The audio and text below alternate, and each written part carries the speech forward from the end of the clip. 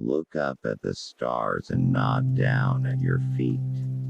Try to make sense of what you see, and wonder about what makes the universe exist. Be curious. Success in creating AI would be the biggest event in human history. Unfortunately, it might also be the last, unless we learn how to avoid the risks. We are in danger of destroying ourselves by our greed and stupidity. We cannot remain looking inwards at ourselves on a small and increasingly polluted and overcrowded planet. I would like nuclear fusion to become a practical power source. It would provide an inexhaustible supply of energy, without pollution or global warming. We are just an advanced breed of monkeys on a minor planet of a very average star. But we can understand the universe. That makes us something very special. If the rate of expansion 1 second after the Big Bang had been smaller by even 1 part in 100,000 million, it would have recollapsed before it reached its present size. On the other hand, if it had been greater by a part in a million, the universe would have expanded too rapidly for stars and planets to form.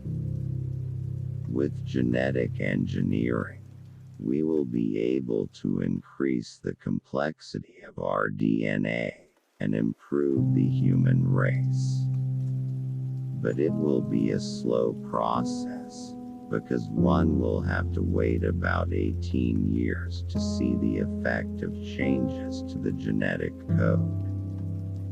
My advice to other disabled people would be, concentrate on things your disability doesn't prevent you doing well, and don't regret the things it interferes with. Don't be disabled in spirit as well as physically. While physics and mathematics may tell us how the universe began, they are not much use in predicting human behavior because there are far too many equations to solve. I'm no better than anyone else at understanding what makes people tick, particularly women. I think computer viruses should count as life. I think it says something about human nature that the only form of life we have created so far is purely destructive. We've created life in our own image. The radiation left over from the Big Bang is the same as that in your microwave oven, but very much less powerful. It would heat your pizza only to minus 271.3*C. Not much good for defrosting the pizza, let alone cooking it. So long as the universe had a beginning, we could suppose it had a creator. But if the universe is really completely self-contained, having no boundary or edge, it would have neither beginning nor end. It would simply be. What place, then, for a creator? Stem cell research is the key to developing cures for degenerative conditions like Parkinson's and motor neuron disease, from which I and many others suffer. The fact that the cells may come from embryos is not an objection, because the embryos are going to die anyway. I think the brain is essentially a computer, and consciousness is like a computer program. It will cease to run when the computer is turned off. Theoretically, it could be recreated on a neural network, but that would be very difficult, as it would require all one's memories. I regard the brain as a computer which will stop working when its components fail. There is no heaven or afterlife for broken down computers. That is a fairy story for people afraid of the dark. Time travel used to be thought of as just science fiction, but Einstein's general theory of relativity allows for the possibility that we could warp space-time so much that you could go off in a rocket and return before you set out. Science is beautiful when it makes simple explanations of phenomena or connections between different observations. Examples include the double helix in biology and the fundamental equations of physics.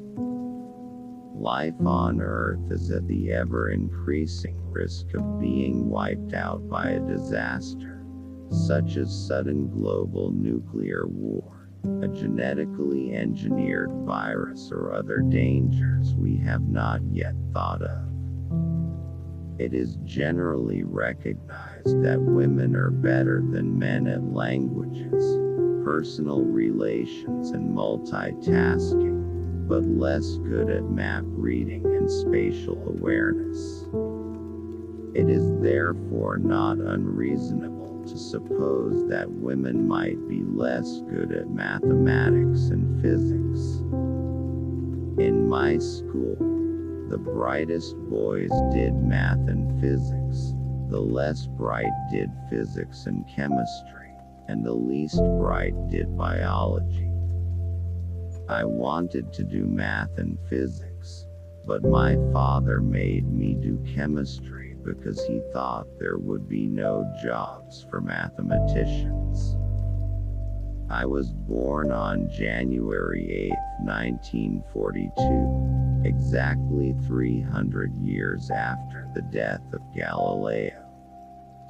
I estimate, however, that about 200,000 other babies were also born that day. I don't know whether any of them was later interested in astronomy. I think those who have a terminal illness and are in great pain should have the right to choose to end their own life, and those that help them should be free from prosecution. The whole history of science has been the gradual realization that events do not happen in an arbitrary manner, but that they reflect a certain underlying order, which may or may not be divinely inspired. A few years ago, the City Council of Monza, Italy, barred pet owners from keeping goldfish in curved bowls, saying that it is cruel to keep a fish in a bowl with curved sides because, gazing out, the fish would have a distorted view of reality. But how do we know we have the true, undistorted picture of reality? I am in touch with a company that hopes to replicate my voice.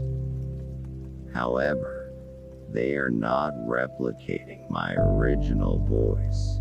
If they did that, I would sound like a man in his 20s, which would be very strange.